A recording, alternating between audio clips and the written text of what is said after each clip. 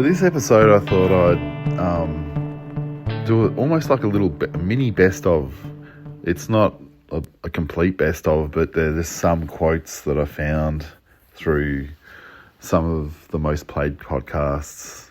And it doesn't include everything, because there are some moments where from other podcasts that weren't as popular that I thought were better. But so I'm just going to read them out, and it might sound a bit stilted, but it's the best I can do instead of going through and copying and pasting every single thing, but into a recorder thing. Here it goes. So the first one I found was, "You're told what's good and bad by schools, government, law, friends, but artists for me seem to tell the real truth. They'd release a tiny speck of truth amongst all the bullshit that we're constantly fed and have adapted to suffocate on. Their truths stood stark against the fabrications of culture, offering a profound sense of being truly alive. And the truth is scary for many, but for me it felt like getting CPR. It's like, hey, I'm alive." Bukowski's and Lunick's work did this for me. Second one is, "I'm curious about the dream logic of this waking life, and it's often just repressed and hidden, and it's happening all the time, and I can kind of feel that there's magic, where magic lies between waking life and sleeping dreams." The third one is, "I kind of feel like the last 3 years has really turned. It's like turning the rock over, and we can see the insects and the weirdness underneath the rock and how everything works. I kind of feel like the world's not normal. You can see the cogs, its manipulation. You can see how all its bullshit works. It's been incredible the last 3 years, and I think a lot of people have noticed, but it makes you feel more normal. The world has pretended to be normal all this time, and now it's just revealed itself to be weird as fuck. So I love these last 3 years they've been such a blessing in a way to finally show, hey, the world's not normal. It's pretty fucking weird, and it's trying to manipulate you into thinking it's completely normal. It's like you can see the culture being invented before you in real time, before our very eyes. You can see bullshit being invented." Next idea. "When you share a piece of writing, it becomes more alive if it connects to someone else. It's like making the shell of something and then borrowing someone's heart to put into it, almost Frankensteining parts together." Next quote. "So I would just get home at night and write furiously. I'd spend so much time thinking this isn't going to get anywhere, this writing shit, but I'm just going to do it because it's going to maybe save my ass somehow." Next quote. "For me, I've just had to be prepared to try different things, but still retain the core of creativity, but just try out different ways of presenting it.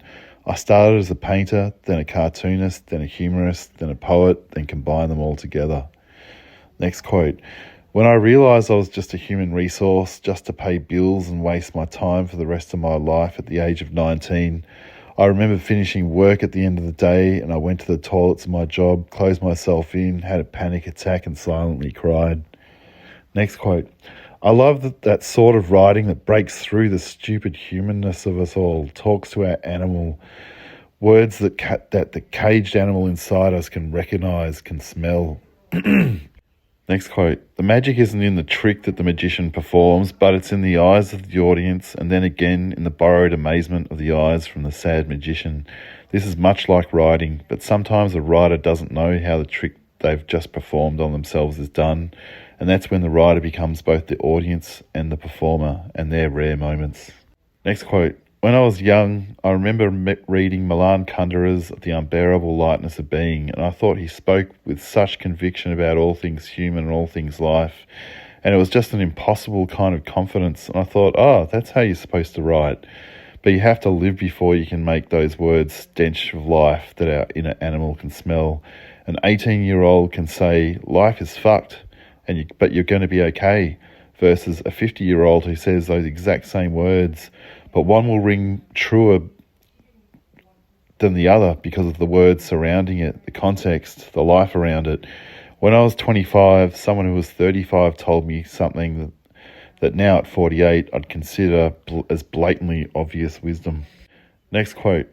"Creativity is really just a form of complex pattern recognition, and being able to see very similar things happen again and then being able to predict through those patterns what may or may not happen." Next quote. I've noticed that the people who have had immediate success and an instant audience a long, long time ago before social media, they've kind of cut back on it, but I think they've just run out of things to say. Next quote. In my 20s, I wrote comedy to understand the world. In my 30s, I wrote poetry to find my heart in the world. And now I'm just sort of combining my love of essay, comedy, and poetry all into these weird rants. And I wasn't writing that until very recently. And I'm almost glad that I had to wait for a long time. Like, of course, me 30 years ago wasn't very happy about that, but I'm glad now that I had to wait 30 years to find some kind of traction, some kind of audience, because I only feel like I've just come into myself in my late 40s. And I'm sure I'll say exactly the same thing in 10 years now from when I'm closer to 60. Next quote. The once trusted people of our society are now mostly bureaucrats. It's a whole other story. Now we have to rely on our intuition more than ever in a time when we're told not to trust it. Next quote. If life is a crime scene, poets collect all the clues not to solve the mystery, but to deepen the mystery. Next one. While there's mystery, there's magic. We live in a time where there are more answers than questions, and these days the kids have all the answers and the adults all the questions. I remember a time when this was the other way around. We love explaining the magic away. Next one. Poetry is always anchoring itself to death in some way to counterpoint the idea of being alive and bring life back to life. Next one. I'm wary of stuff that neatly makes sense. Next one. I love writing poetry. It felt like I could finally relieve or calm something in me that writing comedy couldn't. Next one. It's a fine line to have tremendous respect for the audience, but also to honour your inner world. It's a really hard balance to get, and it can either wildly succeed or can totally fall on its face. It's a weird process of caring and not caring. I used to think that the more followers that I had, the more scary it must be, but it's actually not true. It's almost the opposite. Next one. Hangovers teach me a hard lesson. They strip everything away from my sense of self and smash my sense of self into a million pieces. It takes tremendous courage to rebuild yourself, and you get to see the millions of parts you're made of in that rebuilding. When I'm hungover, my instinct is to delete everything I've ever publicly posted, take it all down. I don't want to be associated with it, which is a strange reaction, but also it reminds me of the weird courage that I have, if you want to call it that it's taken me to even post some of my most personal or secretive kind of stuff over a long period of time. Next quote. The ums we say between words are part of the tightrope of the mind. They're the most important words. Next one. When I was about 5, my dad was playing around with bits of Lego. Within 10 minutes, I don't know, I didn't have any measurement of time, but he made a Lego crane out of nothing. He made something out of nothing, and I thought that was amazing for something that just felt like it appeared. It felt like an advanced version of Peekaboo. These little bits of Lego turning into a beautiful construction, and that blew my little brain off. It was amazing. It felt like, wow, dream logic works in waking life. And that's because of creativity. My dad did that with his fingertips. I'd love it if you left a little review on Spotify or Apple Podcasts on the star thing, or whatever it is. That would be amazing. Ta.